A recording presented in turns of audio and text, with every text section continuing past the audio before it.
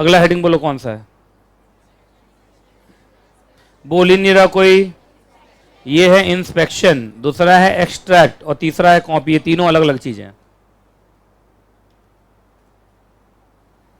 गोल तो करेगा नहीं कोई, हम सर खुद ही गोल हैं। किया 3 बार गोल किया। चलो ये तीनों अलग अलग क्वेश्चन है। तो चलो मैं तुम लोग से फिर इसका चार्ट पीछे है, ये आ गया। चलो सबसे पहले मैं तुम लोग से क्वेश्चन पूछता हूं, ये जो रजिस्टर मेंटेनेंस करोगे या रिकॉर्ड मेंटेनेंस करोगे कंपनी के रजिस्टर्ड ऑफिस पे, क्या उसका इंस्पेक्शन अलाउ करोगे तुम?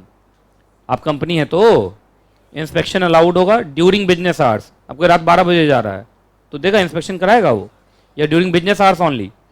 तो पहले ये समझ में आ गया। अच्छा, कंपनी का इनसाइडर, इनसाइडर कौन होता है? कंपनी का share holder, debenture holder, other security holder, उनके लिए तो फ्री है इंस्पेक्शन। क्या है? फ्री है। लेकिन कोई आउटसाइडर आएगा तो आपका याद रखना, जो भी आपका आर्टिकल ऑफ एसोसिएशन फीस बोले, जो मैक्सिमम कितना हो सकता है, 50 रुपया पर इंस्पेक्शन। ठीक है, जैसे तुम्हारा आर्टिकल 40 लिख रहा है तो 40, 30 लिख रहा है तो 30, 60 लिख रहा है तो 50। जो कंपनीज एक्ट में 50 का लिमिट है।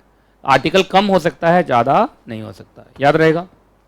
तो अपने लोगों को फ्री में इंस्पेक्शन करा दोगे और आउटसाइडर को क्या करोगे, आप 50 रुपया पर इंस्पेक्शन चार्ज करोगे। ये समझ में आ गया। And only during business hours. ठीक है, तो संडे को नहीं, पब्लिक हॉलीडे को नहीं, और सुबह 9 बजे से शाम 6 बजे तक। ये जनरली क्या माना जाता है आजकल, बिजनेस आवर्स। अच्छा, एक्सट्रैक्ट लेना है। एक्सट्रैक्ट समझते हो? जैसे रजिस्टर उठाए और तुमने अपना एक खाली पेज लेके गए थे और कुछ कुछ उतार रहे हो। जैसे तुम लोग जब चार्ट बनाते हो ना, मेरा चार्ट देख के चार्ट नहीं उतारते हो, तो बताओ तुम इंस्पेक्शन करते हो, सिर्फ देखते हो कि उतारते भी हो? और जब चार्ट उतारते हो तो हो गया एक्सट्रैक्ट लेना। क्या लेना? एक्सट्रैक्ट लेना। बात समझ में आ रही कि नहीं आ रही है? तो एक्सट्रैक्ट लेंगे। एक्सट्रैक्ट सबके लिए फ्री है। क्यों फ्री है? क्योंकि इंस्पेक्शन के साथ ही है ना। अरे जो रजिस्टर का पेज उल्टा रहा है, जो रजिस्टर का पेज उल्टा रहा है, वो लिख भी सकता है देख देख के, थोड़ा बहुत लिख लो, तो वो तो फ्री है। मतलब एक्सट्रैक्ट के लिए अलग से पैसा नहीं मांग रहे हैं। इसका मतलब बताओ, अगर वो आउटसाइडर है तो उसके लिए 50 रुपये में दोनों चीज हो जाएगा। नहीं समझ में आया? और अगर इनसाइडर है तो दोनों ही फ्री में हो जाएगा। अब समझ में आया? क्लियर है कि नहीं क्लियर है? अब इसमें ये मत बोल देना कि सर एक्सट्रैक्ट के नाम से जाऊंगा, इंस्पेक्शन फ्री में कर लूंगा, अगर आप आउटसाइडर हैं तो। नहीं समझ में आया? जैसे कोई कहेगा मैं आउटसाइडर हूं, आपने क्या बोला, एक्सट्रैक्ट फ्री में मिलता है ऑल पर्सन, चाहे इनसाइडर हो या आउटसाइडर। तो मैं एक्सट्रैक्ट के नाम से जाऊंगा, एक्सट्रैक्ट लेने के लिए मैं इंस्पेक्शन भी कर लूंगा, मेरे फ्री में काम चल जाएगा। तो ऐसे थोड़ी होता है। ये तो वही वाली बात हो गई कि भाई मिठाई कैसे है, तो 300 रुपये किलो, और मिठाई का रस जो है वो कैसे है, तो बोला वो फ्री है। तो एक काम करो, सिर्फ रसीद दे दो, मिठाई छोड़ दो, तो हो जाएगा ऐसे। तो मिठाई के साथ रस फ्री है ना यार, तो मिठाई तो खरीदना पड़ेगा। तो एक्सट्रैक्ट कब फ्री है? जब आप इंस्पेक्शन कर रहे हो। समझ में आया कि नहीं आया? तो अगर आप इनसाइडर हो तो ये दोनों ही फ्री फ्री हो गया। आप इंस्पेक्शन भी कर सकते हो, एक्सट्रैक्ट भी ले सकते हैं। लेकिन आप अदर पर्सन है तो इंस्पेक्शन के लिए तो 50 रुपया दिया ना, तो उसी 50 में इंस्पेक्शन भी हो गया, उसी में एक्सट्रैक्ट भी हो गया। अब मुझे लगता है समझ में आ गया तुम लोग। चलिए आगे चलें तीसरे नंबर पे। अच्छा, कॉपी मंगवाना चाहते हो, जैसे कंपनी सेक्रेटरी को रिक्वेस्ट किया कि इस रजिस्टर का एक कॉपी भेज दो मेरे घर पे। अब कॉपी मंगवाना चाहते हो तो यार तो कंपनी को खर्चा हो जाएगा, नहीं हो जाएगा? अरे कॉपी का मतलब फोटो स्टेट कराएगी ना कंपनी। तो याद रखना, सारे, चाहे आप इनसाइडर हो या आउटसाइडर हो, सबको आपको देना पड़ेगा क्या? फीस। फीस कौन सा? जो आर्टिकल बताए। और आर्टिकल मैक्सिमम कितना बता सकता है? मैक्सिमम 10 रुपया पर पेज। तुम्हारे रजिस्टर में मान लो 16 पेज हैं तो कितना हो गया? 160 रुपया। तो कुछ बच्चे बोलेंगे सर हम फोटो स्टेट खुद ही करवा लेंगे। अरे भाई फोटो स्टेट हर चीज नहीं होता है दुनिया में, है कि नहीं? अब भाई रजिस्टर आपको रजिस्टर आपको हाथ में थोड़ी दे दे, तुम लेके भाग गए तो कंपनी तो बर्बाद हो जाएगी।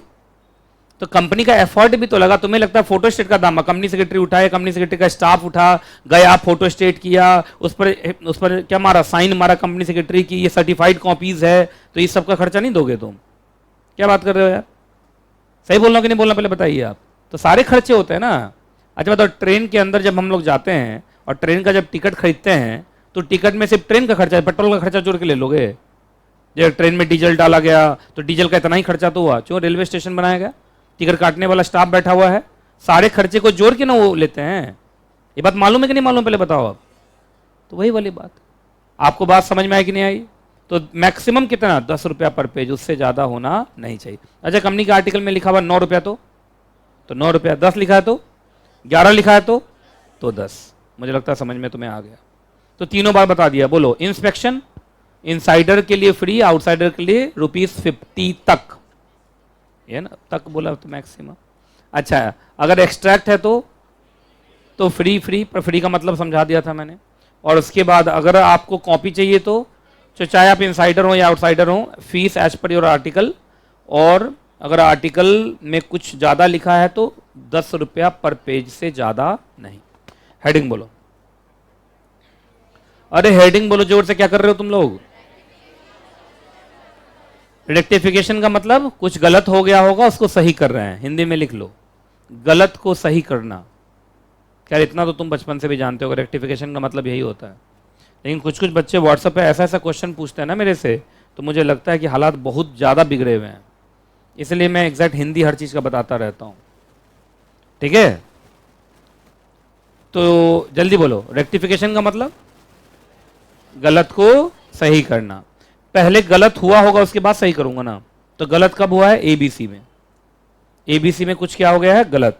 अच्छा, रेक्टिफिकेशन किसका करवाना चाह रहे हो? आरओएम का। किसका? ROM, register of member. Short लिखने से ना थोड़ा अपनापन आता है, ऐसा लगता है कि हमने इस पर दिमाग लगाया, समझे? आप जब शॉर्ट नोट बनाते हो, बहुत सारे बच्चों का आदत होता है शॉर्ट नोट बनाने का, तो फुल फॉर्म थोड़ी लिखते हो तुम, शॉर्ट फॉर्म ही तो लिखते हो। तो आप शॉर्ट फॉर्म लिख लिया करो कहीं कहीं, इससे क्या होता है कि आपको लगता है कि मैंने इस पर थोड़ा दिमाग लगाया।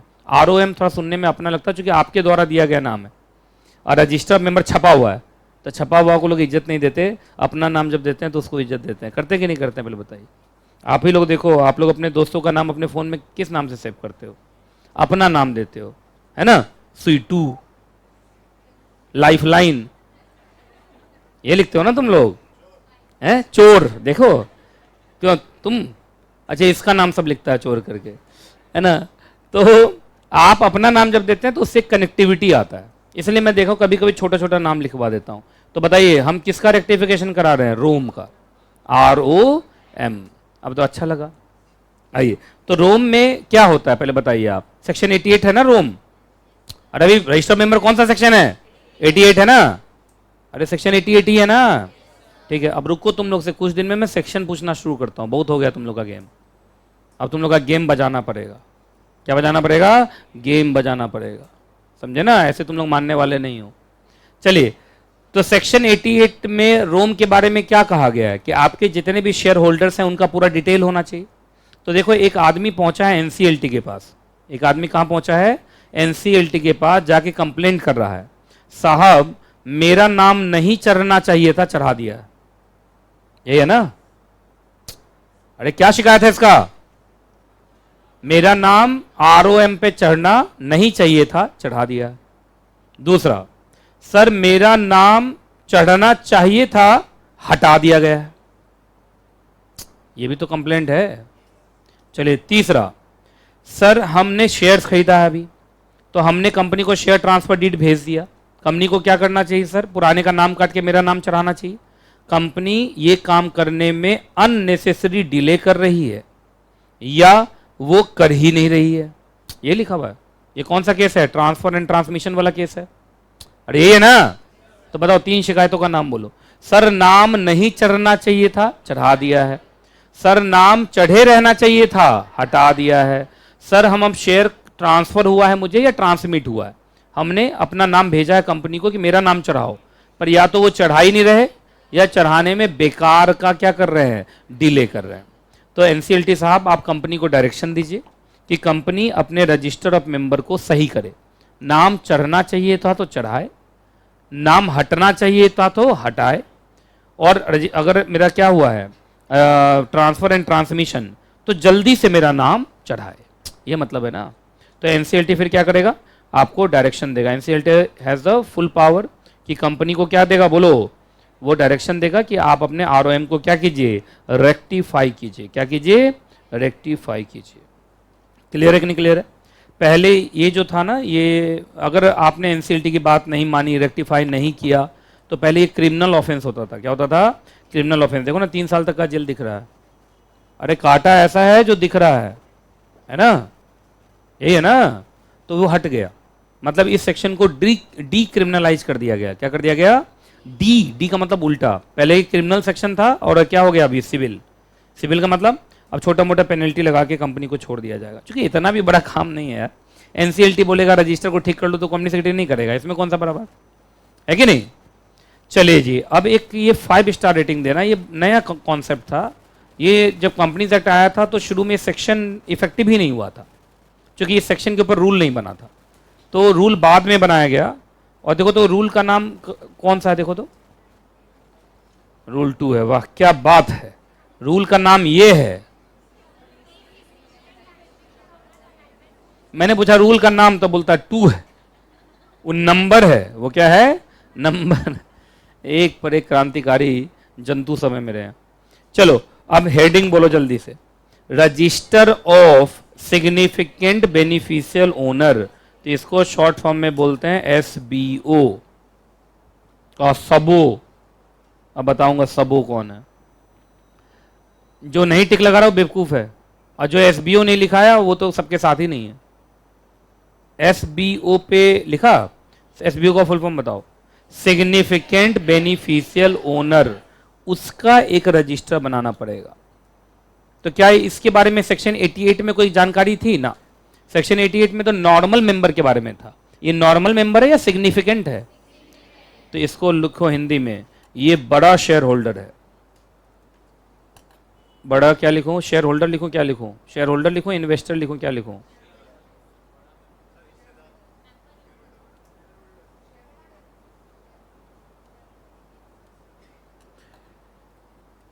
शेयर धारक, मतलब क्या हो गया? Share holder. ठीक है, तो लिख लिया। तो ये क्या छोटे मोटे शेयर होल्डर है या बड़े शेयर होल्डर है? ये बड़े शेयर होल्डर है। क्लियर है? अब सुनिए, नाम ही ना, देखो बेनिफिशियल ओनर आपको याद होगा, वो शेयर होल्डर ही होता है। तो क्या वो नॉर्मल है या सिग्निफिकेंट है? सिग्निफिकेंट है। तो बड़े शेयर होल्डर को ना, आप सुनो पहले कॉन्सेप्ट समझना। आप इधर देखिए सारे बच्चे, इधर देखो मेरी तरफ। ये बाद में आया था, सेक्शन 90 है ना, 5 स्टार रेटिंग दे दिया तुमने, यहां से क्वेश्चन पूछेंगे तुमसे, समझे। अब देखो इधर, क्योंकि इस पर रूल बाद में आया था। देखो 2019 क्या समझोगे, तुम्हें नया ही मानोगे, है ना। इधर देखिए आप, क्या है कि पहले क्या होता था, कंपनी में फ्रॉड होता था। अब फ्रॉड होने के बाद जो कंपनी के जो मैनेजमेंट में लोग होते थे, उनको पकड़ के ले जाती थी पुलिस या जो भी अथॉरिटीज है।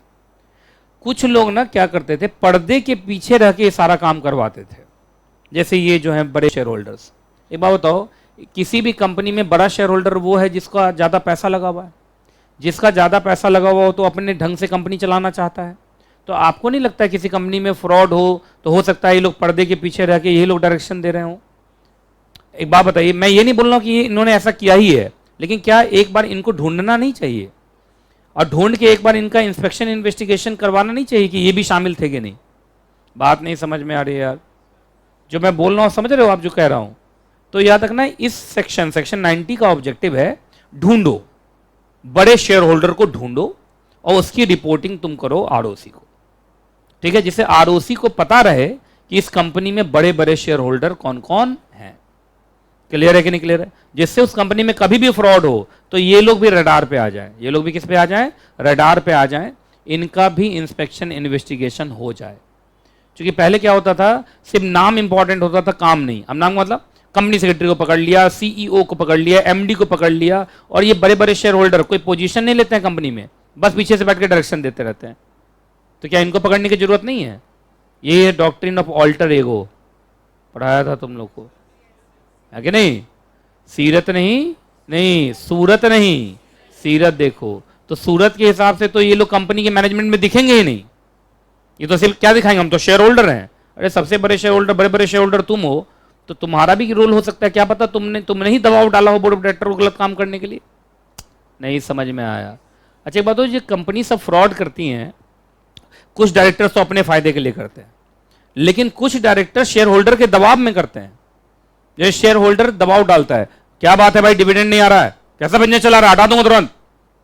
तो बेचारा डायरेक्टर क्या करे, अनफेयर मीन्स शुरू कर देता है। क्या शुरू कर देता है? Unfair means. समझ रहे हो आप? बात समझ में आ रही कि नहीं आ रही पहले बताइए। अब आप ही लोग, मैं आप लोग सारे के सारे सच्चे लोग हो, तो आप लोग मेरे से एक्सपेक्टेशन रखते हो कि बस अच्छे से पढ़ा दे ये आदमी, बाकी हम मेहनत करके एग्जाम निकाल लेंगे। लेकिन आप में से कोई गुंडा प्रवृत्ति का स्टूडेंट हो जाए और डेली रात में मुझे मैसेज लिख रहा है, क्वेश्चन कब लिख करवाएगा, कॉन्सेप्ट नहीं चाहिए, सीधा क्वेश्चन चाहिए। अगर सारे स्टूडेंट ऐसे हो जाएं और सारे स्टूडेंट मुझे दिन रात दबाव डालें, तो हो सकता है कि मैं इस तरफ कदम उठा लूंगा कि आईसीएसआई का क्वेश्चन लिख कराने में लग जाऊं। मैं एग्जाम्पल है, बस एग्जाम्पल प्लीज, क्योंकि कोई बच्चा कह रहा है ये अच्छा लग रहा है सुनने में। तो आज रात से ही शुरू होते हैं हम सब, और सर को मैसेज भेजते हैं गाली गलौज के साथ, कब मिल रहा है लीक क्वेश्चन। अगर आप लोग ऐसे करोगे तो आप लोग जब दबाव डालोगे, क्योंकि आप ही लोगों से इंस्टीट्यूट चलता है, स्टूडेंट इंपॉर्टेंट होता है कि नहीं, तो फिर हो सकता है कि मेरा दिमाग, या तो मैं पूरे तरीके से ईमानदार हूं, कोचिंग डूबे तो डूबे ये काम नहीं करूंगा, या लगे नहीं भाई बहुत लाइबिलिटी है, पैसा है, घर चलाना है, ये चलाना है, तो क्या पता मैं भी उस तरफ चला जाऊं। ये बहुत तुम्हारे एसएससी में कौन कौन में होता रहता है। तुमने सुना हो कोचिंग वाला ही क्वेश्चन लिख करवाता है, नहीं मालूम है आप लोग को, खूब होता है, और इन सब पे छापा भी पड़ता है। हाँ, इस समय बहुत सारा कहानी होता है, कोटा से, पटना से, इन सब के जो कोचिंग सेंटर्स हैं ये लोग करते भी हैं। बहुत बार इन पर आरोप लगा है, और सीबीआई का रेड होता है और ईडी का रेड होता है इन पे। और एक्चुअली ये है भी, तो मेरे तरफ मत देखो ऐसे कि मैं ऐसा कुछ कराऊंगा। सारा बच्चा अच्छा लग रहा सुन के, अरे वो लोग बहुत बड़े बड़े कोचिंग हैं, सीएस का बच्चा ही पूरे भारत में 2 लाख है, और उन लोग का 20-20 करोड़ स्टूडेंट होता है पूरे देश में से। तो 20-20 करोड़ स्टूडेंट में से उनका एक एक बैच में 5-5, 6-6 हजार बच्चे होते हैं, और 6-6 हजार बच्चे ऑनलाइन ऑफलाइन मिला के, 6 हजार बच्चा से फीस ले रहा है, तो 600 करोड़ 700 करोड़ का कोचिंग है वो लोग। अब मैं हजारों में भी नहीं हूं, आप समझिए जो मैं बताना चाह रहा हूं। तो प्लीज मेरे से ऐसा एक्सपेक्टेशन मत रखिए आप लोग, और ये काम कभी ना हुआ है आज तक, आईसीएसआई का कभी क्वेश्चन लीक नहीं हुआ, तो इसलिए प्लीज ऐसा एक्सपेक्टेशन, आंखों में देखो ना तुम लोगों को, अभी अपना ऐसा फोटो खींचो एक बार, आंखें अलग ही दिखेंगी तुम लोगों को कि सर काश ऐसा हो जाए। एक दिन पहले बता दीजिए, कोई दिक्कत नहीं है, 2 घंटे पहले भी बता दीजिए तो भी कोई दिक्कत नहीं है, है? अच्छा, एग्जामिनेशन हॉल में दूं तो वो तो मिलता ही है वो तो मिलता ही है। खैर ये सब कुछ नहीं होता है, आप अच्छे से पढ़िए, इन सब चीजों में मत जाइए। तो आप समझ रहे मैं क्या समझाना चाह रहा हूं, कि बहुत बार शेयर होल्डर कंपनी पे दबाव डालते हैं, क्या करने के लिए, फ्रॉड या अनफेयर मीन्स। तो आपको नहीं लगता कि ऐसे शेयर होल्डर को भी थोड़ा पकड़ने की जरूरत है, ऐसे शेयर होल्डर को भी देखने की जरूरत है। पर कहां से सीबीआई रेड मारेगा, कहां से ईडी रेड मारेगा, कहां से एसएफआईओ रेड मारेगा, उनको खुद ही नहीं पता है इस कंपनी का सबसे बड़ा शेयर होल्डर कौन है या बड़े शेयर होल्डर्स कौन है। तो इसलिए ये वाला सेक्शन है, समझ में आ गया। इस सेक्शन का ऑब्जेक्टिव क्या है पहले बताइए, पता करना, ढूंढना, किसको, एसबीओ को। एसबीओ कौन है, बड़ा शेयर होल्डर। तो कहीं लिख लो, तो ऑब्जेक्टिव क्या है, objective of this section is to identify, objective of this section is to identify, search and identify लिखना, तो सर्च एंड आइडेंटिफाई, ढूंढने का इंग्लिश क्या होता है, सर्च ना, search and identify the SBO.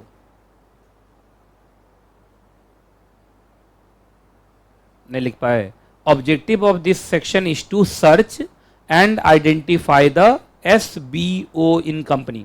SBO inverted comma में लीजिएगा, एसबीओ का मतलब, और एसबीओ बता दिया था कौन लोग होते हैं, बड़े शेयर होल्डर्स, याद रहेगा। चलो एक काम करूं, पहले एसबीओ में कौन कौन लोग आते हैं वो वही पढ़ा दूं पहले। तो आइए पहले देख लेते हैं। देखो एसबीओ का डेफिनेशन नीचे आ रहा है, रूल 2H। कौन सा रूल, रूल का नंबर नहीं, रूल का नाम बताओ, कंपनीज, अरे सीधा बोलो यार, कंपनीज एसबीओ रूल्स। क्या हो गया, कंपनीज एसबीओ रूल्स। शॉर्टकट बोलना सीखो, आ जाओ, पर एग्जाम में लॉन्ग कट ही लिखना, ठीक है, शॉर्टकट नहीं। आइए यहां लिखो, यहां डेफिनेशन बताओ। एसबीओ सब मिला के 4 लोग हैं, मतलब चारों के बीच में एंड है कि और है, देखो तो ये कुछ ऐसे ऐसे लिखा ना, ऐसे ऐसे वाला, ये सब और होता है, क्या होता है, और। आ जाओ ध्यान से सुनिएगा जो मैं बोल रहा हूं। अगर मालूम चला, सबसे पहले तो ये समझ लीजिए कि यहां किसके बारे में बात करें, इंडिविजुअल। किसके बारे में बात करें, इंडिविजुअल। इंडिविजुअल ही ना, देख लो, ठीक है। कोई भी ऐसा इंडिविजुअल जिसने ये कितने काम किए हैं, 4, है ना। तो इंडिविजुअल कहां फॉल कर रहा है, 1 2 3 4। अगर इन चारों में कहीं भी फॉल कर गया तो क्या कहलाएगा, एसबीओ कहलाएगा। क्या कहलाएगा, एसबीओ। आइए पहला देखो, उसने कितना शेयर्स ले रखा है कंपनी का? कम से कम 10%, चाहे अकेले, है ना, चाहे किसी के साथ मिलके। देखो ये लिखा हुआ है, इनडायरेक्टली और together with any direct holding. Indirectly का मतलब क्या होगा? हो सकता है किसी और के थ्रू घुसा हो, ये हुआ ना। और डायरेक्ट का मतलब अपने नाम से, डायरेक्ट का मतलब अपने नाम से। तो चाहे डायरेक्टली या इनडायरेक्टली उसने कंपनी में कितना शेयर ले रखा है? 10%, कम से कम 10%। तो 10% और मोर, 10% और मोर पे आप क्या बन जाते हैं? एसबीओ। ठीक है, मान लो इस बच्ची ने किसी कंपनी का 9% शेयर लिया, ये एसबीओ नहीं है। अच्छा, इसने 11% शेयर लिया तो एसबीओ है। इसने 10% शेयर लिया है तो एसबीओ है। 10 से कम एसबीओ नहीं हो, 10 होते ही एसबीओ, याद रहेगा। चलो, लेकिन पहला वाला केस तो शेयर वाला तो तब होता है ना जब कंपनी लिमिटेड बाय शेयर्स हो। अरे कंपनी लिमिटेड बाय शेयर्स होगी तो कौन वर्ड चलेगा? शेयर। लेकिन कंपनी लिमिटेड बाय गारंटी है तो कौन सा वर्ड चलेगा? तो कंपनी लिमिटेड बाय गारंटी लिख लो। अगर कंपनी लिमिटेड बाय गारंटी है तो शेयर्स का 10% या टोटल वोटिंग पावर का 10%? बोल ही नहीं रहा कोई। टोटल वोटिंग पावर का कितना परसेंट? 10%। और वहां टोटल वोटिंग पावर किससे आता है? कंपनी लिमिटेड बाय गारंटी में किससे आता है वोटिंग पावर? Guaranteed amount. सब भूल भाल के बैठा हुआ है। कंपनी लिमिटेड बाय गारंटी में गारंटीड अमाउंट ही होता है ना सब कुछ। तो गारंटीड अमाउंट का इस आदमी ने कितना गारंटी दिया? वो अकेले 10% या 10% से ज्यादा। आगे बढ़े, चलो अगला। चाहे तुमने शेयर्स लिया हो, वोटिंग पावर लिया हो या ना लिया हो, इंपॉर्टेंट यह है कि जब भी उस कंपनी में डिविडेंड डिस्ट्रीब्यूट होता है, क्या डिस्ट्रीब्यूट होता है? डिविडेंड डिस्ट्रीब्यूट होता है या अदर डिस्ट्रीब्यूशन होता है। अब अदर डिस्ट्रीब्यूशन में जैसे इंटरेस्ट डिस्ट्रीब्यूशन लिखो, इंटरेस्ट। आप जानते हो ना, डिबेंचर होल्डर, बॉन्ड होल्डर सबको क्या देते हैं? इंटरेस्ट देते हैं। ठीक है, तो अदर डिस्ट्रीब्यूशन में क्या वर्ड आ जाएगा? इंटरेस्ट। तो जब भी हम कुछ भी डिस्ट्रीब्यूट करते हैं, कैश डिस्ट्रीब्यूशन, चाहे डिविडेंड के नाम से चाहे किसी और नाम से, उसको अकेले कितना मिल जाता है उसमें से कम 10%। तो 10% हिस्सा तुमको मिल रहा है कम से कम, तो इसका मतलब 10% तुम्हारी होल्डिंग होगी। नहीं समझे आप? ये बात समझ में आएगी नहीं? पहले बताइए आप। चलो, चाहे डायरेक्टली चाहे इनडायरेक्टली, हर जगह ये वर्ड लिखा हुआ है। या बहुत बार ऐसा हो सकता है कि तुमने शेयर्स ज्यादा ना खरीदा हो, टोटल वोटिंग पावर का भी ज़्यादा ना हो, और तुम्हें डिविडेंड भी ज़्यादा ना मिलता हो, मगर तुम कंपनी के ऊपर क्या बना के रखे हो? कंट्रोल। याद होगा, कंट्रोल पढ़े थे हम लोग होल्डिंग सब्सिडरी में, याद है?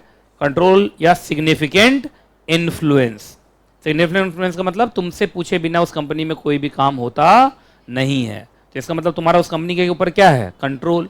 तो तुम भी एसबीओ माने जाओगे। तो बताओ एसबीओ 4 तरीके का हो गया, बोलो कौन कौन? शेयर्स है तो कितना शेयर्स खरीदे हुआ है? 10% और मोर। अगर कंपनी लिमिटेड बाय गारंटी है तो टोटल वोटिंग पावर का कितना वोटिंग पावर है उसके पास? 10% और मोर। या कंपनी में जब भी कैश डिस्ट्रीब्यूशन होता है, चाहे डिविडेंड के नाम से चाहे किसी और चीज के नाम से, उसको कितना मिल जाता है? उसमें से 10% उसको मिल जाता है। तो इसका मतलब है कि भाई काफी बड़ा शेयर होल्डर है या जो भी सिक्योरिटी होल्डर है। और लास्ट में उसने कंपनी के ऊपर क्या बना रखा है अपना? सिग्निफिकेंट इन्फ्लुएंस या कंट्रोल। याद रहेगा? तो इसको एसबीओ कहेंगे। अब सुनो, इस कंपनी में होता क्या है, जरा ध्यान से सुनिएगा। इस मतलब इस पूरे रूल में, इधर देखो, इस रूल में जो कंपनी है उसको हम कहते हैं रिपोर्टिंग कंपनी। देखो तो रिपोर्टिंग कंपनी वर्ड आ रहा है, ठीक है? रिपोर्टिंग कंपनी को सबसे पहला काम क्या करना है? इधर देखना, अच्छे से इधर देखते चलो, मेरे तब देखो, पहले मैं उतारने दूंगा ये, ठीक है? कंपनी का ही क्या नाम हो जाता है? Reporting company. तो कंपनी का पहला काम होता है कि उसको क्या करना है? सर्च करना है। क्या करना है? Search and identify. Search and identify. क्या चीज को सर्च और आइडेंटिफाई करेगा? SBO in company. अब सर्च करने के लिए एक फॉर्म आ रहा होगा, नंबर 4 करके कोई फॉर्म आ रहा होगा, देखो तो पीछे बेन 4 आ रहा। तो ये सर्च करते समय कौन से फॉर्म का इस्तेमाल करते हैं? तो सर्च करते समय सुनो, सर्च करते समय ये बहुत बार बेन 4 भेजते हैं। बेन नहीं, पहले बेन 4 आएगा। बेन 4 भेजते हैं किसको? टू द अच्छा, उसको शक है कि ये एसबीओ है। उसको क्या है? शक है कि ये क्या है? एसबीओ है। तो उसको क्या बोलोगे? मतलब एसबीओ को क्या बोलोगे? सस्पेक्टेड। क्या बोलेंगे? टू द सस्पेक्टेड, क्या बोलोगे, टू द सस्पेक्टेड एसबीओ को क्या भेजते हैं, बोलो बेन 4। बेन 4 का मतलब नोटिस, बेन 4 में क्या भेज रहे हैं वो, नोटिस। तो ये हो गया। तो जो रिपोर्टिंग कंपनी है वो सर्च करने के लिए क्या भेजती है, इशू नोटिस इन कौन से फॉर्म में, बेन 4 में, किसको, टू द सस्पेक्टेड एसबीओ। अब सुनना अच्छे से, ठीक है, काम का नाम ये था, ये काम करने के लिए उन्होंने ऐसा किया। अब सुनिए, जो सस्पेक्टेड एसबीओ है उसको रिस्पॉन्ड करना पड़ेगा, वो रिस्पॉन्ड करता है। ये क्या करता है, सस्पेक्टेड एसबीओ क्या करता है, रेस्पॉन्ड करता है। रेस्पॉन्ड इन बेन 1 है, देखो तो बेन 1 कि वो एसबीओ है या नहीं है, उसकी होल्डिंग कंपनी में कितनी है। जैसे उसने बता दिया सर मेरी होल्डिंग तो 9% है सर, तो कहा कोई बात नहीं, लेकिन बोला हाँ सर मेरी होल्डिंग 11% है ना, तो बेन 1 में बता देगा। किसको रिस्पॉन्ड करेगा वो, कंपनी को। किसको रिस्पॉन्ड करेगा वो, कंपनी को। ये थोड़ा ठीक से बनाना तुम लोग, ठीक है, सीधा कंपनी से जोड़ देना, क्लियर है। अच्छा, अब कंपनी क्या करेगी, उसके पास आ गया रिस्पॉन्ड, आ गया ना, रिस्पॉन्स आ गया ना, वो रिस्पॉन्स को आगे बढ़ा देगी। देखो तो आरओसी को बेन 2 है, देखो तो बेन 2 किसको किसको है, देखो आरओसी है ना। तो इसके बाद company sends BEN 2 to ROC. बात समझ में आ गया कैसे कैसे हुआ। अब तुमको इसमें स्टेप लिख देता हूं, इधर देखो स्टेप लिख देता हूं। सबसे पहला स्टेप तो कंपनी को ये करना है, स्टेप नंबर 1 में सर्च करना है। सर्च करने के लिए कंपनी क्या करती है, स्टेप नंबर 2 में बोलो बेन 4 भेजती है, किसको, टू द सस्पेक्टेड एसबीओ को। सस्पेक्टेड एसबीओ स्टेप नंबर 3 में क्या करेगा, रेस्पॉन्ड करेगा, कौन से फॉर्म में, बेन 1 में। और स्टेप नंबर 4 में, स्टेप नंबर 4 में कंपनी उसी बेन 1 को क्या बना के, बेन 2 बना के किसको भेज देगी, आरओसी को। आरओसी को पता चल जाएगा इस कंपनी में कौन कौन क्या है, एसबीओ है। ये बात समझ में आई कि नहीं, पहले बताओ। अब इसको उतारना तुम लोग को, तो उतार डालो।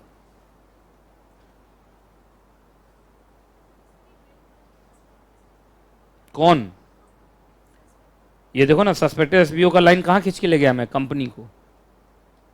लाइन कहां जा रहा है उसको देखना, वो तो मैं थोड़ा टेढ़ा मेरा हो गया मेरे से, तुम सीधा ही बनाना, सीधा कंपनी से जोड़ देना ना। तुम भी कहां जोड़ पाओगे, घुमाना तो पड़ेगा ही, है ना। ये D2H पे मौसम की जानकारी लोग दे रहे हैं। निश्चल बोल रहा है संभल के रहना, बारिश भी हो रही है, अब पानी भी बढ़ रहा है। उधर से आशीष बंसल बोला मेरे यहाँ तो बहुत धूप है, यहाँ बारिश नहीं हो रही है। तो D2H पे मौसम की जानकारी चल रही है, और फेस टू फेस में क्या चल रहा है, एसबीओ। कौन से फॉर्म चलते हैं यहाँ पे, बेन। बेन कौन से निकाला है ये लोग, बेनिफिशियल। लेकिन आपको नहीं लगता ये एसबीओ फॉर्म होना चाहिए था।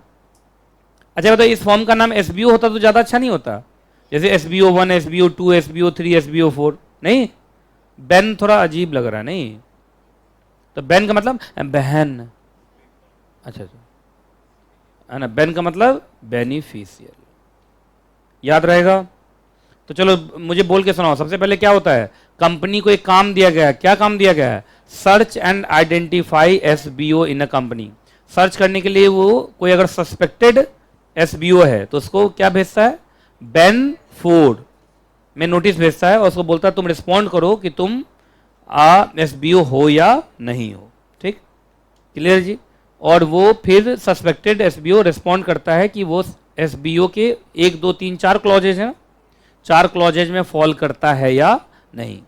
अगर वो करता है तो बता देगा, और कंपनी उसका नाम किसको बढ़ा देगी, आरओसी को। अगर वो नहीं करता है तो छोड़ देगी कंपनी, कुछ नहीं। हाँ बोलो। अब कंपनी को भी पहले से पता होता है, कंपनी को अगर पता है तो बेन 4 नहीं भेजेगी। मैंने एक लाइन लिखा है, बेन 4 उसको भेजा जा रहा है जो सस्पेक्टेड है, जिसके बारे में खुद मालूम है, उसके लिए कुछ नहीं, उसके लिए तो बेन 2 में ऑटोमेटिकली जाएगा।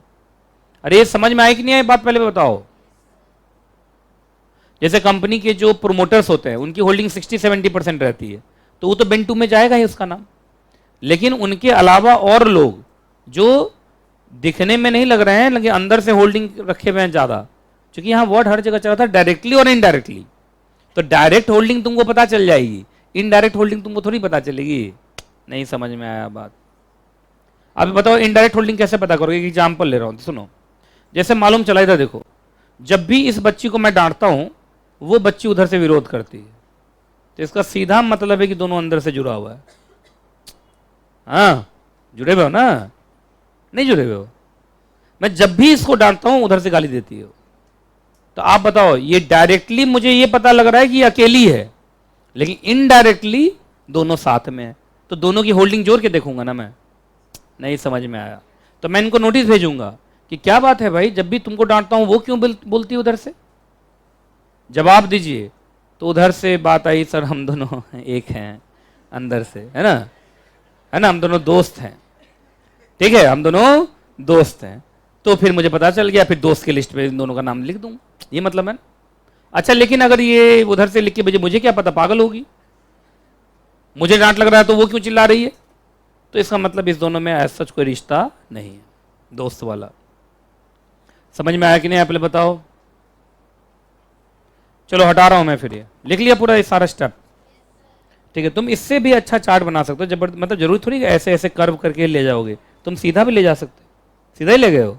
ठीक है। और स्टेप का ना ये ध्यान रखना होता है, एरो किस तरफ है, मतलब ये बहुत इंपॉर्टेंट होता है। तुम लोग एरो ठीक से नहीं लिखते हो, एरो सही ढंग से डाले हो। चलो अब लाइन बाय लाइन पढ़ते हैं, आ जाओ।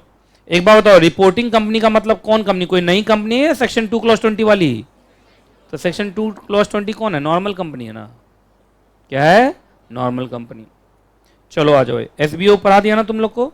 अब आइए बताओ, कंपनी को यहाँ रिपोर्टिंग कंपनी बोलते हैं, क्योंकि कंपनी को रिपोर्ट करना है आरओसी को, जैसे उसका क्या नाम पड़ गया? Reporting company. हर कंपनी को कौन से फॉर्म में? सुनिए, बेन 2 अभी आरओसी वाला नहीं है, अभी बेन 1 है। कैसे है सुनो, सबसे पहले हर रिपोर्टिंग कंपनी नेसेसरी स्टेप लेगी टू फाइंड आउट। तो टू फाइंड आउट का मतलब क्या हुआ? सर्च एंड आइडेंटिफाई हुआ ना यार अपने चार्ट में? देखो, search and identify.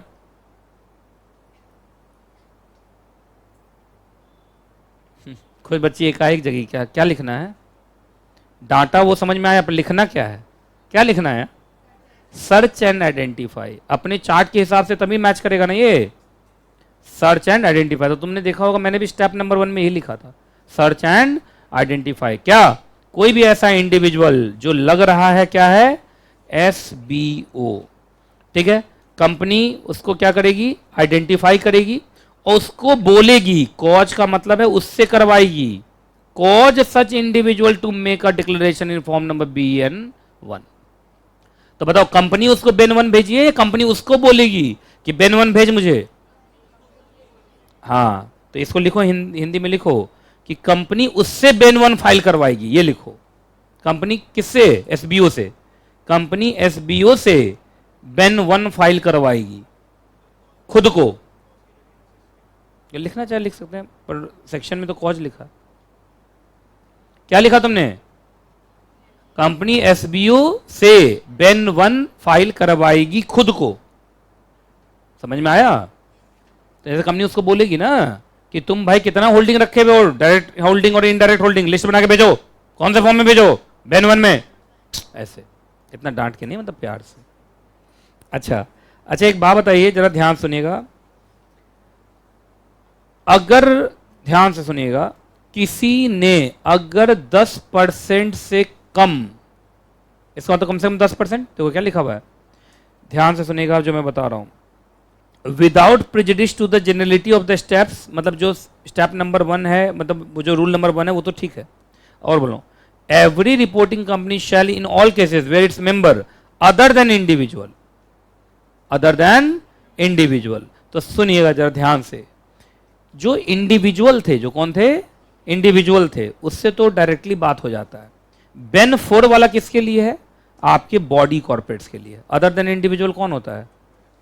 Body corporates. तो बताइए, इंडिविजुअल के लिए बेन 4 था या only for body corporate? Only for body corporate. तो रुको, यहां से इस चार्ट को इसमें ये जोड़ लो। सर्च एंड आइडेंटिफाई, अगर इंडिविजुअल है तो कहानी यहीं खत्म हो गई, है ना? लेकिन अगर वो कौन है?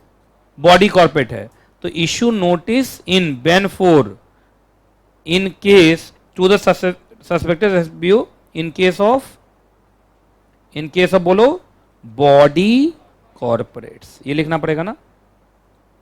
तो बताइए बेन 4 वाला स्टेप किसके लिए लगता है? Only for body corporates, not for individual. Individual के लिए तो नॉर्मल, नॉर्मल का मतलब सीधा उसको फोन करके बोल दिया जाएगा या ऐसे ही बता दिया जाएगा।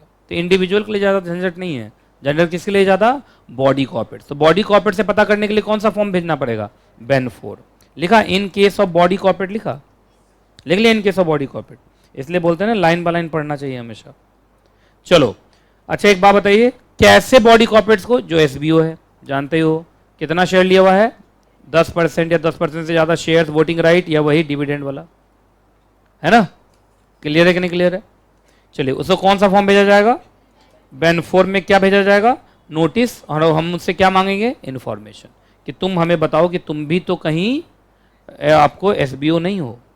अच्छा एक बात याद रखिएगा, इंडिविजुअल हो तो ये लिखा हुआ है। अच्छा कोई भी इंडिविजुअल जो बाद में क्या बना? एसबीओ बना, या उसका ओनरशिप में चेंज आया।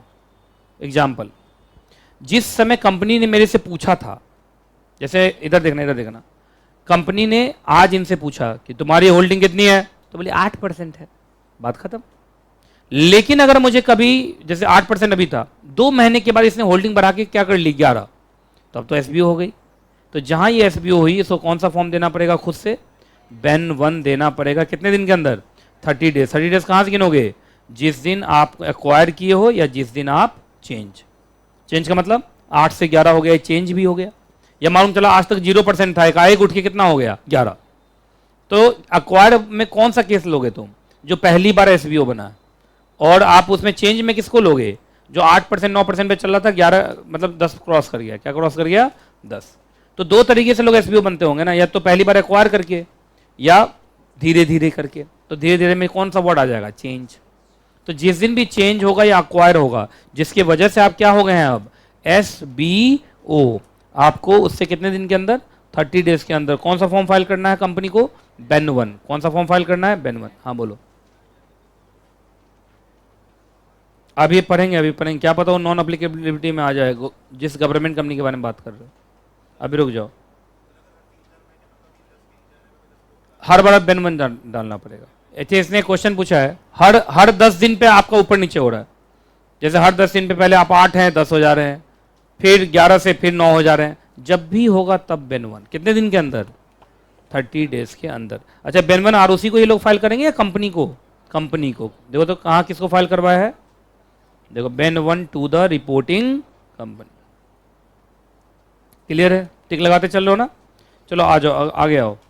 अच्छा जब रूल 3 के अंदर आपको क्या मिल गया था? बेन 1। क्या मिला था? बेन 1।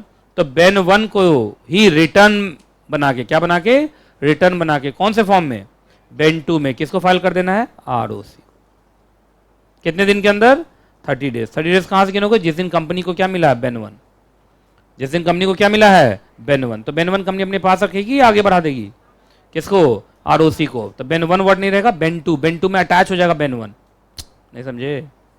अरे बेन 2 में बेन 1 को अटैच कर दोगे तो हो गया ना, रिटर्न नहीं बन गया वो। किसको फाइल कर देना? आरओसी को। कितने दिन में? 30 दिन। 30 दिन कहां से गिनोगे? जिस दिन कंपनी को बेन 1 रिसीव हुआ। बेन 1 में कंपनी को इंटीमेशन मिलता है कि हाँ वो सामने से एसबीओ है, और कंपनी उसी को आगे बढ़ा देती है। किसको? आरओसी को। कौन से फॉर्म में? बेन 2। हेडिंग बोलो। ट्राइब्यूनल का मतलब? ठीक है। आप एक बात बताइए, क्या एनसीएलटी के पास जाके, है ना, कंप्लेंट हो रहा है एक तरीके का? क्या हो रहा है? कंप्लेंट हो रहा है। तो 2 कंप्लेंट है, लिखो यहां पर 2 अलग है और ये अलग है। ये ऑर्डर ऑफ एनसीएलटी है, सीकिंग ऑर्डर ऑफ एनसीएलटी। हम ऐसा ऑर्डर चाहते हैं। तो 2 शिकायतें हैं और 2 शिकायतों पे हम चाहते हैं कि एनसीएलटी ऐसा ऑर्डर पास करे, ये ना? शिकायतें क्या हैं? हमने बेन 4 भेजा, पर उधर से कोई भी रिस्पॉन्स नहीं आया। तो फिर ये कंपनी किसके पास चली जाएगी? बोलो, एनसीएलटी के पास। दूसरा, या जो इंफॉर्मेशन दिया गया वो सेटिस्फैक्टरी नहीं है। पास समझ में आ गया? जैसे इनकम्प्लीट इंफॉर्मेशन दिया गया। क्या दिया गया? इनकम्प्लीट इंफॉर्मेशन दिया गया। ये बात समझ में आ रही है? तो या तो इंफॉर्मेशन दिया ही नहीं गया, या दिया गया तो इनकम्प्लीट दिया गया, तो ये तो फिर कंपनी के साथ धोखा हो रहा है। मतलब कंपनी तो बेचारी बेन4 भेजी, पर उधर से कोई रिस्पॉन्स नहीं आ रहा है, या रिस्पॉन्स आ रहा तो घटिया रिस्पॉन्स आ रहा है, तो कंपनी किसके पास पहुंच गई? एनसीएलटी। और एनसीएलटी को कह रही है कि साहब ऐसा ऑर्डर दीजिए। आप कैसा ऑर्डर दीजिए? ऐसे तो आप सर साहब आप तो 1 लाख तरीके का ऑर्डर पास कर सकते हैं, पर सर उन ऑर्डर में से ये 4 ऑर्डर हो सकता है। अच्छा एक बात बताओ, बेन4 का जवाब कौन नहीं देगा? जो फ्रॉडुलेंट होगा। नहीं समझ में आ रहा है इन लोग को? जो फ्रॉडुलेंट होगा वही तो जवाब नहीं देगा। तो अब फ्रॉडुलेंट है कि नहीं है, अब ये केस किसके पास चला जाएगा? एनसीएलटी के पास। अब एनसीएलटी क्या क्या ऑर्डर दे सकता है? उस शेयर होल्डर को बोल दिया जाएगा अब तुम शेयर ट्रांसफर नहीं कर पाओगे, पहले अब तुम्हारा इन्वेस्टिगेशन होगा। बेन4 का जवाब क्यों नहीं दिया? समझ में आ गया? दूसरा, डिविडेंड का राइट और अदर डिस्ट्रीब्यूशन, अब वो राइट तुम्हारा क्या हो जाएगा? सस्पेंड हो जाए, जाओ नहीं मिलेगा तुम्हें अब डिविडेंड। तीसरा, जाओ तुम्हारा वोटिंग राइट को भी क्या कर देता हूं? सस्पेंड। और एनी अदर रिस्ट्रिक्शन जो लगता है किससे जुड़ा हुआ है? शेयर से जुड़ा हुआ। सारे शेयर से जुड़ा हुआ, या वो शेयर जिसकी रिपोर्टिंग नहीं कर रहा है वो। ठीक है, तो याद रखिएगा जिन शेयर्स की आप रिपोर्टिंग नहीं कर रहे, इसका मतलब छिपा हुआ शेयर्स है वो, और छिपा हुआ शेयर्स पर क्या करेंगे हम? रोक लगा देंगे। क्या लगा देंगे? रोक। बोलो क्या क्या रोक लगाओगे? ट्रांसफर नहीं हो सकता, डिविडेंड नहीं मिलेगा, वोटिंग राइट नहीं मिलेगा, और भी कुछ इसी तरीके के रेस्ट्रिक्शंस लगाए जा सकते हैं। किसके द्वारा? एनसीएलटी के द्वारा। किसकी कंप्लेंट पे? कंपनी की कंप्लेंट पे। क्या कंप्लेंट हुआ? सर बेन4 का रिस्पॉन्स नहीं दिया, या रिस्पॉन्स दिया तो बेकार रिस्पॉन्स दिया। ये मतलब है ना? चलिए अब ये पूरा का पूरा रूल किन के ऊपर नहीं लगता है? देखो तो हेडिंग बोलो, नॉन एप्लीकेबिलिटी ऑफ रूल ना, नॉन एप्लीकेबिलिटी ऑफ रूल। अच्छा, नॉन एप्लीकेबिलिटी ऑफ रूल का मतलब क्या? रिपोर्ट करने की जरूरत नहीं है। अब बोलो, रिपोर्टिंग करने की जरूरत नहीं है ना? किन कौन कौन से कंपनी को? एक तो ऐसी कंपनी, एक तो देखो क्या लिखा, this rule shall not be made applicable to the extent the shares of the reporting company is held by. इसको पकड़िए, मतलब ये कंपनी के ऊपर नहीं लग रहा है, या उन शेयर होल्डर्स के ऊपर नहीं लग रहा है? उन शेयर होल्डर्स के ऊपर नहीं लग रहा है जो इसमें फॉल करेंगे। मतलब उन शेयर होल्डर्स को बेन4 नहीं भेजा जाएगा, ये ना? उन शेयर होल्डर्स को क्या नहीं भेजा जाएगा? बेन4 नहीं भेजा जाएगा, है ना? तो इसको कहीं लिख लो, ये कंपनी के ऊपर नहीं लग रहा है, या to the following shareholder नहीं लग रहा है। Non applicability of the rule to the following shareholder, मतलब वो सारे के सारे शेयर होल्डर, आपका हो सकता है एसबीओ हो, फिर भी उनसे कुछ भी पूछा नहीं जाएगा। क्लियर है कि नहीं क्लियर है? बताओ कौन कौन से शेयर होल्डर है वो? पहला, वो शेयर होल्डर है जो स्टैच्यूटरी अथॉरिटी है। अच्छा, स्टैच्यूटरी अथॉरिटी छोड़ो, सेक्शन 125 लिख दिया, अभी तुरंत पढ़ाया था। आईईपीएफ अथॉरिटी, सब भूल भाल के तैयार है ये लोग। पिछली क्लास में मुझे लगता है डिविडेंड खत्म कराया है, आपको याद है? IPF authority section 125। तो आईपीएफ अथॉरिटी के पास भी आपको याद होगा अनपेड अनक्लेम्ड शेयर्स भी रहते हैं, तो क्या उसको भी कहो? वो भी एसबीओ हो गया। आपको लगता है आईपीएफ अपने लिए शेयर्स रखता है, या वो अनपेड अनक्लेम्ड इस वजह से रखता है? तो फिर यार उसको क्यों बोलोगे यार? तो आईपीएफ अथॉरिटी के पास हो सकता है 12% शेयर्स आ जाएं ऐसे वाले, फिर भी उनको बेन4 भेजा नहीं जाएगा, उनके बारे में कोई भी रिपोर्टिंग होगी नहीं, क्योंकि जो आईपीएफ अथॉरिटी है उसका कोई ऑब्जेक्टिव कंपनी पे कंट्रोल बनाने का नहीं है। वो तो एक तरीके से बेनामी शेयर्स हो गए हैं, शेयर होल्डर मिल नहीं रहा है, तो उसका शेयर को ट्रस्टी के रूप में रखे हुआ है। किस में रखा है? ट्रस्टी के रूप में। जिस दिन वो शेयर होल्डर जाग जाएगा, आईपीएफ को अप्लाई करेगा, आईपीएफ उसको शेयर दे देता है, आपको याद हो, है ना? दूसरा, होल्डिंग कंपनी को नहीं, क्योंकि आपको याद होगा अगर मैं बात करूंगा किसी कंपनी के बारे में, तो उस कंपनी का होल्डिंग कंपनी तो हमेशा इसमें फॉल कर जाएगा, क्योंकि तो 10% बोल रहा हूं तो 50% होता है। तो होल्डिंग कंपनी के बारे में बताते रहो, कितने बार बताओगे? नहीं समझे आप? तो होल्डिंग कंपनी को नहीं, इसका मतलब ये 10 से 49 तक जाएगा। ये कहां तक जाएगा? 10 से 49 तक जाएगा। 49.99 तक जाएगा। 50% होल्डिंग के बाद वाला रिपोर्ट करने की जरूरत नहीं, क्योंकि वहां एक नया रिलेशन बन चुका है, एसबीओ का नहीं, होल्डिंग का। अब होल्डिंग तो बहुत बड़े रिलेशन का नाम है, तो फिर क्या ही मतलब है? क्लियर नहीं क्लियर? अगला, अच्छा शेयर होल्डर कौन है तुम्हारा? सेंट्रल गवर्नमेंट, स्टेट गवर्नमेंट और लोकल अथॉरिटी, तो भी बताने की जरूरत नहीं है। अब जरा ध्यान से सुनिएगा, मालूम चला जो रिपोर्टिंग कंपनी है, इस बार पूरी कंपनी एग्जाम्प्ट हो जाएगी। इस बार कौन एग्जाम्प्ट हो जाएगी? Whole company. होल कंपनी, यहां लिखो whole company is exempted. Whole company is exempted. अच्छा बताओ होल कंपनी क्यों एग्जाम्प्टेड है? क्योंकि वो कंपनी क्या है? गवर्नमेंट कंट्रोल्ड है। देखो ना पढ़ के यही लिखा आगे। तो कोई भी कंपनी या कोई भी बॉडी कॉर्पोरेट या कोई भी एंटिटी, तो सुनो ये सब मिला के 3 को एक साथ जोड़ो पहले। कोई भी रिपोर्टिंग कंपनी का मतलब कंपनी, सेक्शन 2 क्लॉज 20 वाली कंपनी ना, या कोई भी बॉडी कॉर्पोरेट या कोई भी एंटिटी। अब ये तीनों को एक साथ जोड़ दिया तुमने। अगर ये कंट्रोल्ड है किसके द्वारा? सेंट्रल गवर्नमेंट के द्वारा, स्टेट गवर्नमेंट के द्वारा, या पार्टली बाय सेंट्रल गवर्नमेंट या पार्टली बाय स्टेट गवर्नमेंट, तो उस कंपनी पे, उस बॉडी कॉर्पोरेट पे, उस एंटिटी पे ही ये रूल अप्लाई नहीं होगा। याद रहेगा? चलो अगला, अगर वो एंटिटी या कंपनी सेबी रजिस्टर्ड है, और सेबी रजिस्टर्ड में क्या है? वो सेबी रजिस्टर्ड इन्वेस्टमेंट व्हीकल। इसको ना तुम लोग जो बच्चा दोनों मॉडल पढ़ता है उसको मालूम है, पीआईवी बोलते हैं आजकल, पूल्ड इन्वेस्टमेंट व्हीकल। जैसे म्यूचुअल फंड है, ऑल्टरनेटिव इन्वेस्टमेंट फंड है, सीआईएस है, आरईआईटी है, आईएनवीआईटी है ना? ये सब सुना है? एसआईपी नहीं भाई, ये पूरा गाना बना रहा है उसको। एसआईपी वर्ड नहीं है, कहाँ एसआईपी लिखा हुआ? नहीं, एसआईपी तो सिस्टमेटिक इन्वेस्टमेंट प्लान का नाम है, वो कोई एंटिटी थोड़ी होती है। एंटिटी तो म्यूचुअल फंड होती है जो एसआईपी लॉन्च करती है, ये ना, ये मॉडल सेकंड में पढ़ेंगे आप।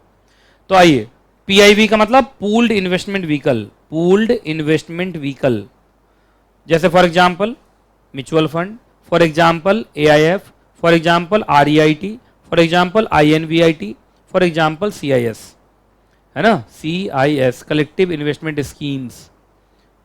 कलेक्टिव इन्वेस्टमेंट स्कीम्स, जब तुम मॉड्यूल सेकंड में जाओगे ना तो ये 5 चैप्टर लगातार आते हैं। Mutual fund, AIF, CIS, REIT, InvIT. जो बच्चा दोनों मॉड्यूल पढ़ा होगा, अभी म्यूचुअल फंड कराया ना, ये सब, ये 5 चैप्टर्स है ना। तो फिर लेकिन बोलता नहीं है कोई, सोचता है कि मैं बोलूंगा तो कहीं गलती ना निकल जाए, है ना? तो बोला कीजिए, कोई दिक्कत वाली बात नहीं है। आइए अगला बोलो। एक बताइए, जब सेबी रजिस्टर्ड है तो सेबी के लॉ के अनुसार चल रहा है ना वो। इस बार कौन किससे रजिस्टर्ड है? आरबीआई। किससे रजिस्टर्ड है? आईआरडीए, नाम सुना? आईआरडीए। किससे रजिस्टर्ड है? पीएफआरडीए। तो क्या ये सब अलग रेगुलेटर्स हैं? अरे ये सब अलग रेगुलेटर्स है ना। 4 रेगुलेटर का नाम लिया मैंने अभी, सेबी, आरबीआई, आईआरडीए और पीएफआरडीए। जानते हो ये सब का नाम? बोलो आरबीआई क्या करता है? बैंकिंग सेक्टर है। अच्छा बताओ, आईआरडीए इंश्योरेंस सेक्टर है, पीएफआरडीए पेंशन रेगुलेटर है। क्या है?